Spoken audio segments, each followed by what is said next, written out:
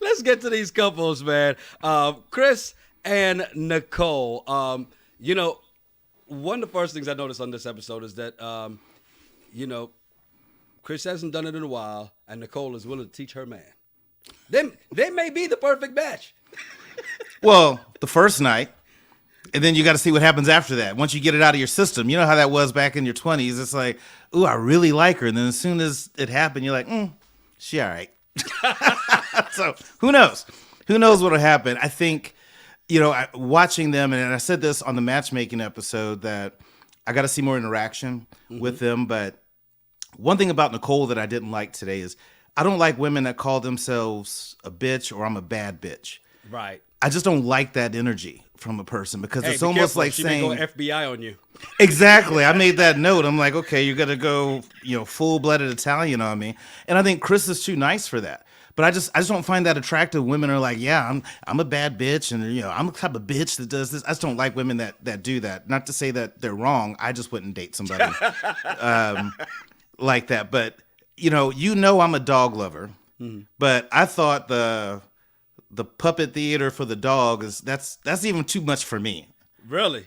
Yes, that's too much for me. I wouldn't be like, I'm not gonna play with dog toys and then to see which one that the dog likes. Because to me, the dog is like, would you stop and just give it to me and just bait? I don't think the dog is like, oh, that one had a really good story, so I'm going to play with that one. I just think that's weird. But, people and their fur babies, I get it, but that's a little bit too much for me. It's definitely, she's a lot. I mean, because think for instance, she's willing to teach him. I think that's great, but her patience would run thin. And then he'd get scared because he is that nice guy. Now, here's the thing. They're playing up this he's a nice guy thing way too much for me, okay? So something tells me somewhere in the season he's going to snap, okay?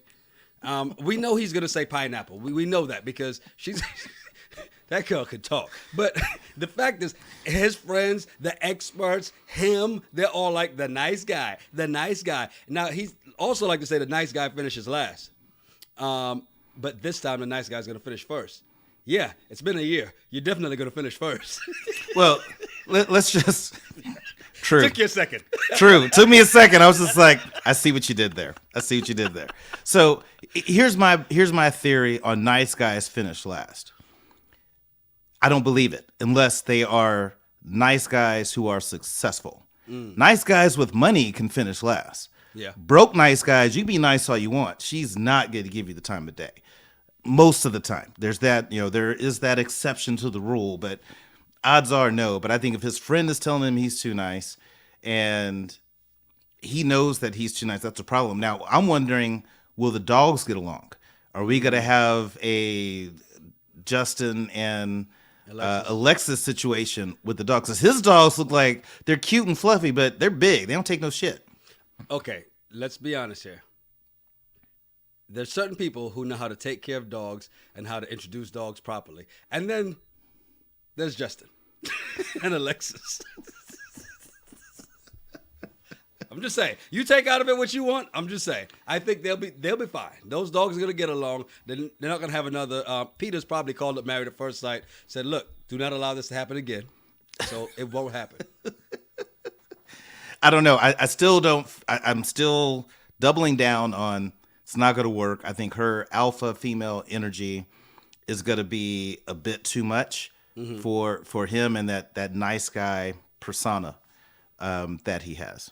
I respect him and I like his attitude and I like how he respects and treats women. I think that's great. Yeah. But you got to have a little bit of edge sometimes. And I just don't think he's going to have enough for her.